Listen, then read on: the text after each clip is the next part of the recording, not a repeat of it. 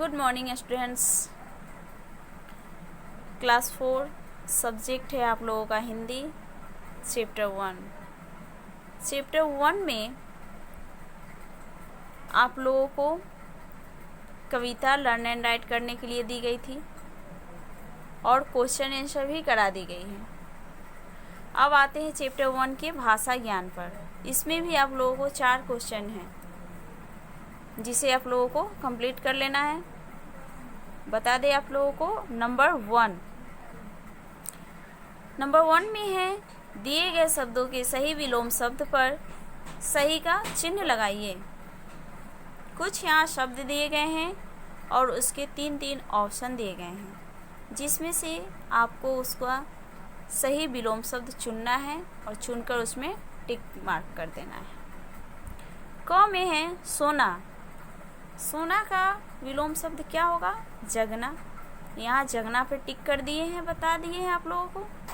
इसी तरह से आगे आप लोगों को बनाना है धीरे। धीरे का विलोम शब्द क्या होगा? जल्दी। ग में है उजाला। उजाला का विलोम शब्द होगा अंधेरा। धरती का क्या होगा? आसमान। आप लोगों को बता दिए, इसमें से आप लोग चुनकर उसको टिक कर लेंगे।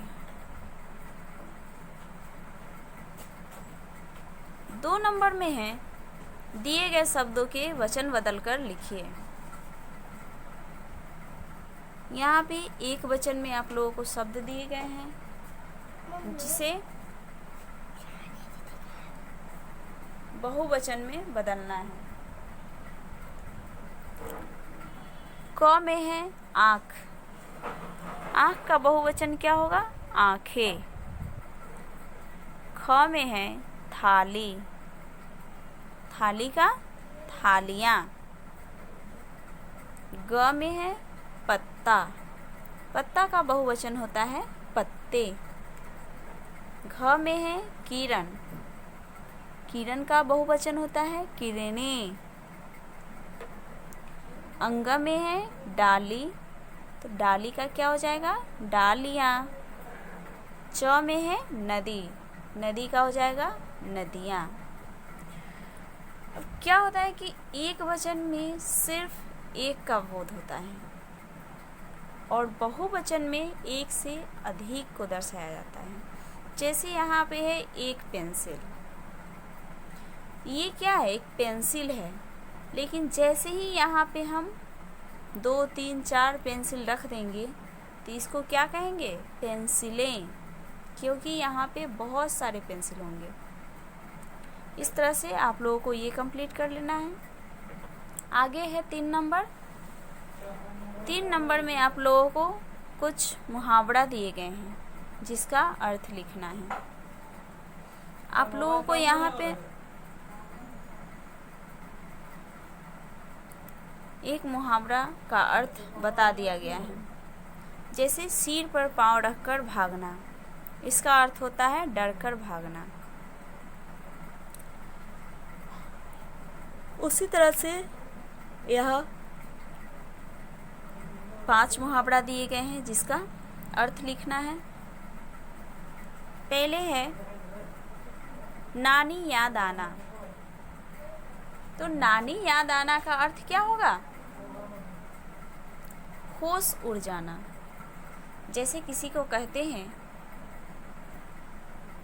उसे पुलिस को देखकर नानी याद आ गया, यानी उसे पुलिस को देखकर होश उड़ गया।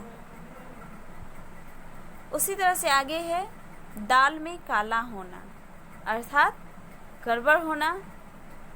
इसका अर्थ लिखेंगे गड़बड़ होना। नेक्स्ट है हाथ मलना। हाथ मलना, इसका अर्थ होता है पछताना।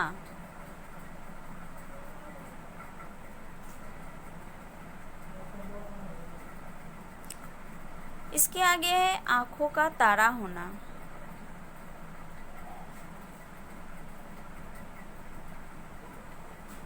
यानी बहुत प्यारा होना। इसके आगे है सिर धुनना। अर्थात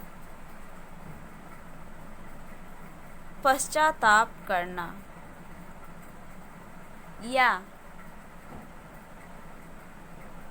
विशेष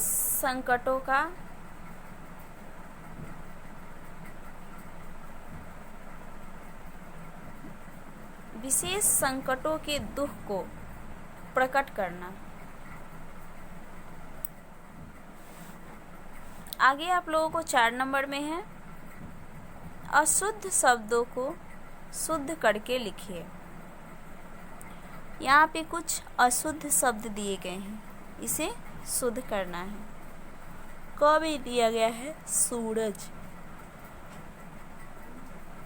अब यहाँ पे है सूरज। क्या हम सूरज बोलते हैं? नहीं। क्या बोलते हैं? सूरज। यहाँ मात्रा क्या चीज़ का होना चाहिए? दीर्घ की, जो यहाँ पे हस्व उ दिया गया है, तो इसको हम यहाँ शुद्ध करेंगे दीर्घ की मात्रा देकर। उसी तरह से आगे है चुपके।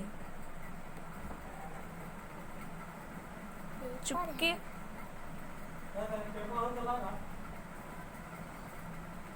चुपके को लिखेंगे हस्व उ की मात्रा देकर। ग में है स्वागत। तो स्वागत नहीं होता है, स्वागत होता है। स्व संयुक्त स्वागत।